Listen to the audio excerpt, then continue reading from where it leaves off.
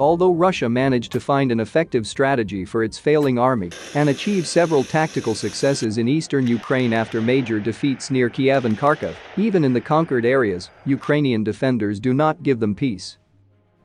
The Ukrainian partisan movement appears to be picking up speed in southern Ukraine, with most of the activity being centered on the cities of Kherson, which the Ukrainian armed forces are close to liberating, and of Melitopol and Berdyansk in Zaporizhzhia province.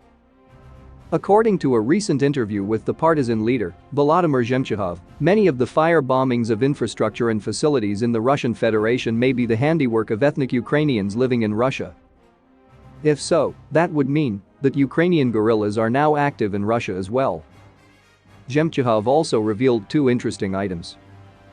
Apparently, in February and March of this year, a Roma family living in the village of Vasilkivsy in Zaporizhzhia province attacked the Russians, shot them dead, and sabotaged trucks.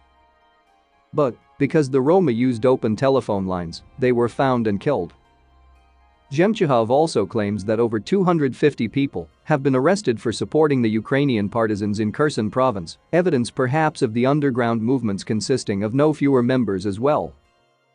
Of the 26 guerrilla events, 14 transpired in Ukraine's Kherson province, precisely where Ukrainian forces are advancing in preparation for a counter-offensive that, if successful, would return control of water supplies to Crimea to Ukraine and destroy Russia's land corridor to the peninsula. That would be a strategic victory for Ukraine's armed forces and partisans.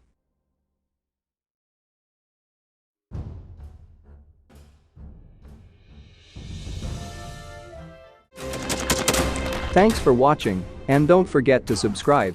Also, if you want to support Warthog Defense, please become our member and get early access to new videos, exclusive members-only videos, and become administrator in comment section. The membership link is in the description. Every day. We had a guy last week, it's 6 rescues in 6 days.